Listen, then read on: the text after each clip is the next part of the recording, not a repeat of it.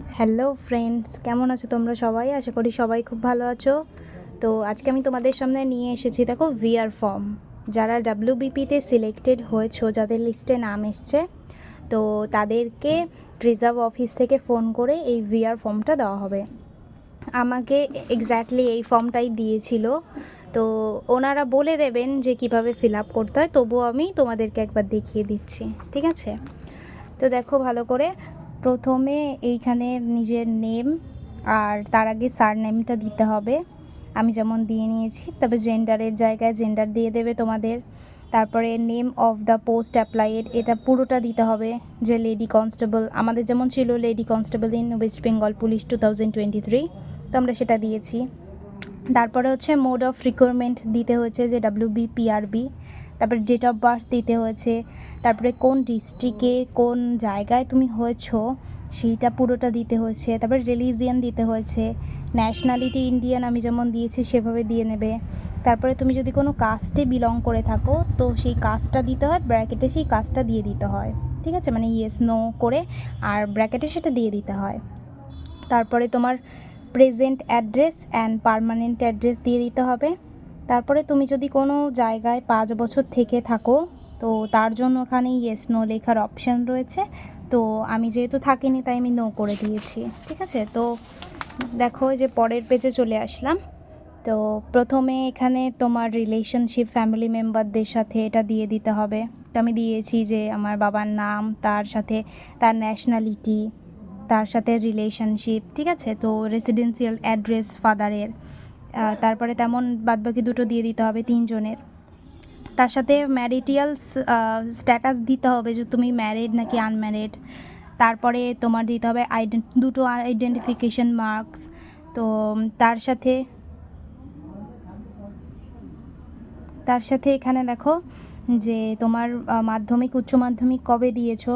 আমি যেমন 2018 মাধ্যমিক দিয়েছি, 2020-তে আমি উচ্চ মাধ্যমিক দিয়েছি। তো ডেট অফ এন্টারিং আমাকে সেটা দিতে হয়েছে। আর আমি স্কুল থেকে বেরিয়েছি হচ্ছে 2020-তে, মানে একই স্কুলে আমি পড়েছিলাম। তো আর এইখানে দিয়ে দিতে হয়েছে যে MPHS কবে। আর কলেজের এটা যেহেতু আমি 2020-তে ভর্তি হয়েছি কলেজে, 2023-এ পাসিং আউট হয়েছি, তো সেটাই দিয়ে দিতে হয়েছে। প্লাস এইখানে তুমি কোনো জায়গায় জব করো কি না তার ইয়েস নো দিতে হবে। এখানে যেহেতু আমি কোথাও জব করি না তাই জন্য আমি নো দিয়ে নিয়েছি। তো আর নিচে হচ্ছে দেখো যে তোমার কোনো ক্রিমিনাল কেস আছে কি না।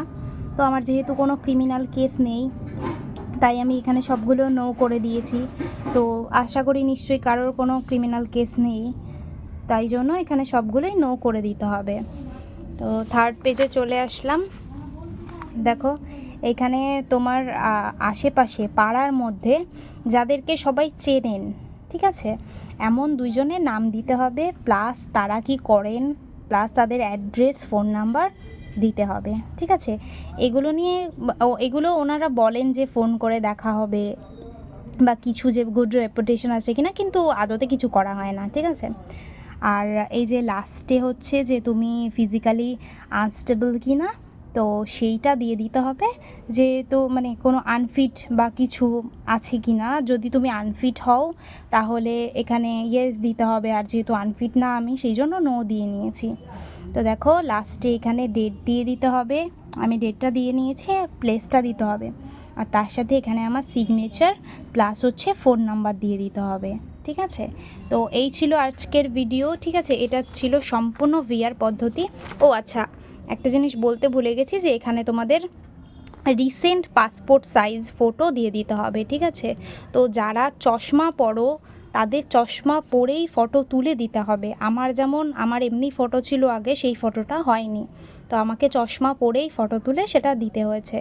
আর এই যে এই ফর্মটা তোমাদের এই জেরক্স করে 3 কপি ফিল আপ করতে হবে। 3 কপি ফিল আপ করে এর সাথে প্রয়োজনীয় যে সমস্ত ডকুমেন্টসগুলো ওনারা বলবেন সেই সমস্ত ডকুমেন্টস নিয়ে ওই রিজার্ভ অফিসে জমা দিয়ে দিতে হবে, ঠিক আছে? আর ওনারা যেইভাবে বলে দেবেন তোমরা সেইভাবেই ফিল আপ করবে। আর যদি অসুবিধা হয় তাহলে আমার এই ভিডিওটা আবার দেখে নেবে, ঠিক আছে? তো চলো টাটা বন্ধুরা, আবার পরে দেখা হবে অন্য কোনো ভিডিওতে। যদি ভালো লাগে তাহলে লাইক করে দিও এবং সাবস্ক্রাইব করে দিও চ্যানেলটাকে। টাটা।